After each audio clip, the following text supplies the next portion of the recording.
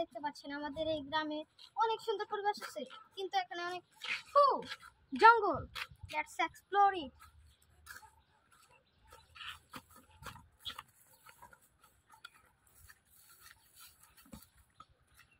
তো আপনারা দেখতে পাচ্ছেন এখানে অনেক জঙ্গল রয়েছে, যেখানে আমরা এখানে অনেক টাইটানিক ধরনের অনেক কি বলবো অনেক বড় বড় সাপ রয়েছে।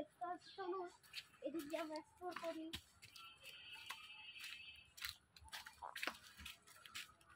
এখানে দেখতে পাচ্ছেন এখানে খোলামেলা একটা জায়গা।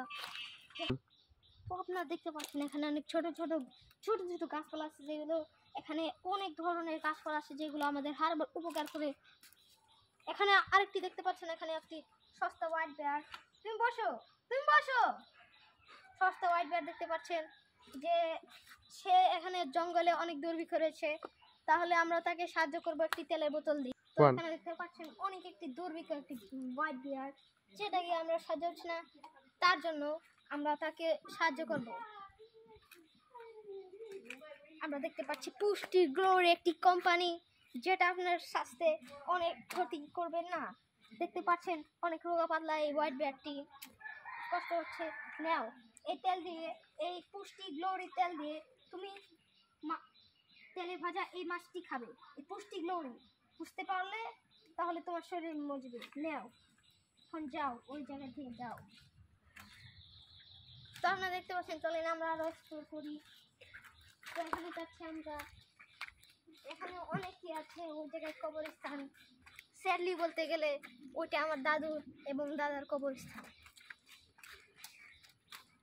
তো এখানে দেখতে পাচ্ছেন এখানে একটি মুগলি বাস করত।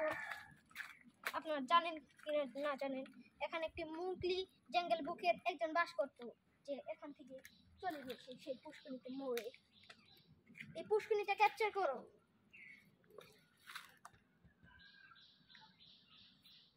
দেখতে পাচ্ছেন এখানে একটি পচা পুষ্করিণী, এবং ওই দিক দিয়ে দেখেন বাঁশবাগান। এগুলোতে অনেক রকমের জিনরা থাকে অবশ্যই, এবং ওইটার পিছনে একটা ফার্ম আছে। ক্যাপচার।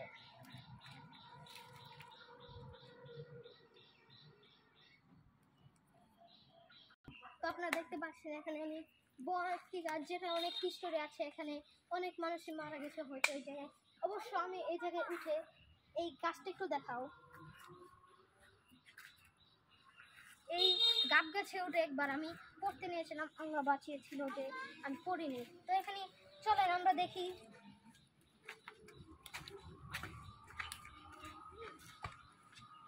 এই গাছটা আসলে উঠা এবং ছবি তোলার জন্য অনেক পারফেক্ট। তো এভাবে আমরা এখানে অনেকই দিন পার করতো আগে। এখানে আপনারা জানেন যে এখানে হয়তো জানি না, আগে এখানে টাইগাররা বাস করতো। টাইগার, রয়্যাল বেঙ্গল টাইগার, শিয়াল ইত্যাদি আগে বাস করতো। এখন অনেক বাসা বাড়ি হচ্ছে। তো চলেন আমরা দেখি।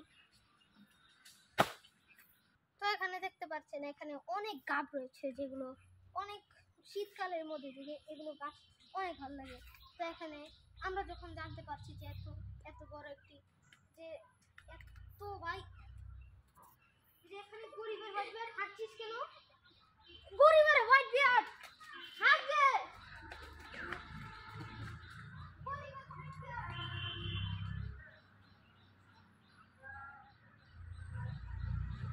তো আপনারা দেখতে পাচ্ছেন এখানে আমাদের এই এপিসোডটি শেষ হয়ে গেল। যদি আপনারা লাইক এবং সাবস্ক্রাইব করেন এবং কমেন্ট করে দেন, যাতে আমরা আরও এগুলো এক্সপ্লোর করতে পারি। ধন্যবাদ।